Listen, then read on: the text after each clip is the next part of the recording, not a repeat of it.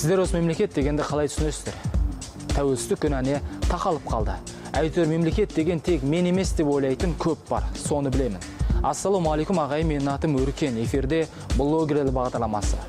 Бір философтың сөзі бар еді, қазір екі адамның басын қосып есіктің алдын сыпырта алмайтын біреу әлемдік деңгейдегі мәселелерді шешіп жүрген тұлғаға күлін шашып отыратын болды. Мұнда қандай әділеттілік бар? Ажырасқалы жатқан екі жасты жарастырып, ағасын алдап сулап арағын қойғызып, жиенін жұмысқа тұрғызып, әйтеуір әулетіне қамқор болып жүрген жан мемлекет басқарудың қандай қиын екенін түсінер еді. Өйткені мемлекет үлкен бір отбасы секілді.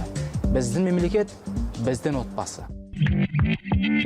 Осыдан 10 ғасыр бұрын Жүсіп Баласағұн басшысы қандай болу керек деген тақырып көтеріпті. Оның жауабын Құтадғу білік деген кітабында керемет түсіндірген. Сонымен бірге халықтың да міндеттерін тамаша айтып кетіпті. Сонда басшыға халық үшін мына үш нәрсені орында дейді. Біріншісі, елде алтын, күміс таза болсын, яғни жалған ақша болмасын дегені. Екіншіден, елде әділ заң болсын, яғни қазіргі тілмен айтқанда құқықты мемлекет болсын. Ертеде құл иеленуші елдердің көбінде ақсүйектер мен шаруаларға бөлек-бөлек заң болған. Үшіншіден, елде қарақшы ұры болмасын, қазіргі тілмен айтқанда бандитизм болмасын дегені. Бұдан соң халық та басшысының алдында мына үш міндетін орындасын дейді. Біріншіден, заңға бағынсын, екіншіден, салықты уақытылы төлесін, салық төлеуден жалтармасын. Үшіншіден, сенің досыңды дос, дұшпаныңды дұшпан деп білсін дейді.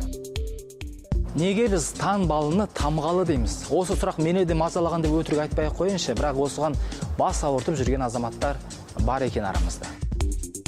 Алматы облысындағы бұл тарихи орынның атауын археолог Зайнолла Самашев Таңбалы деп атаған дұрыс дейді. Осыған қарамастан ТВ-да Тамғалы деп жатыр. Әлкей Марғұланның еңбектерінде Тамғалы деп кездеседі. Марғұланның кейбір еңбектері орыс тілінен аударылғанын ескерсек, неге Тамғалы екені түсінікті. Орыс тілділер әуел баста Таңбалыға тілі келмей Тамғалы деп атап кеткен. Біздікілер де орысқа еліктеп Тамғалы деп қалыптастырды. Қазақ жерінде тасқа таңба салынған жерлер өте көп. Барлығының атауы Таңбалы тас деп келеді. Тек осы Алматы облысындағы жердің атауына келгенде ғана екі-үшті пікір бар. Меніңше, Таңбалы атауы дұрыс тәрізді.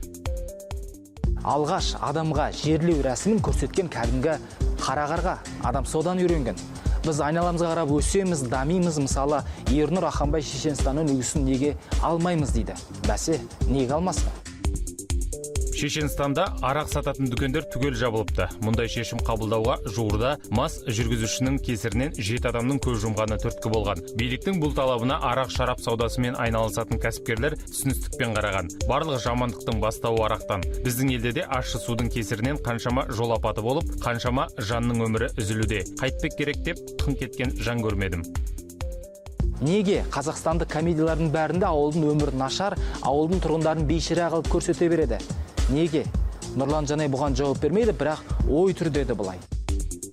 Қай комедияны қарасанда ішінде орысша сөйлей алмайтын қазақтар, қалай киінуді білмейтін қазақтар, беттері әжім-әжім шаршап қалғандар, ескі үй мен ескі көлік мінетін бейшараның бәрі қазақша сөйлейтін қазақтар. Біле білсеңіздер, ауыл сол қазақтарды қазақ қылып отырған. Айналайын режиссерлер мен сценаристер, ауылдан басқа объекті жоқ па? Халықты күлдіретін, әлде әдейі ауыл халқы мазақ қылу керек пе? Соңғы постымыз, ақырғы айтарымыз осы болсын.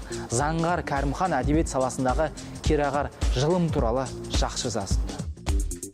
40-тан асқандар эссе жазып, 35-тен асқандар кеш өткізе бастады. Ойлап қарап отырсаң, 60-ы мен 70-і, 80-і мен 90-ы өмірі атап өтілмеген таланттар қаншама. Тіпті ғасырлық тойы мүлдем атаусыз қалатын ұлы тұлғалар да бар. Әрине, қоғамдағы жайттардың бұлай сипат алуына әлгі 35-тер мен 40-тағылардың жазығы жоқ. Алайда ынсап пен ұят, ар мен ождан мәселесі оларды еш қызықтырмайтыны көз анық жетеді. Рухани тамырларға құрт түсіп, ұятсыздық жайлаған кезде оның дамуы көлденең кеселдер мен кедергілерге ұшырай беретіні сондықтан.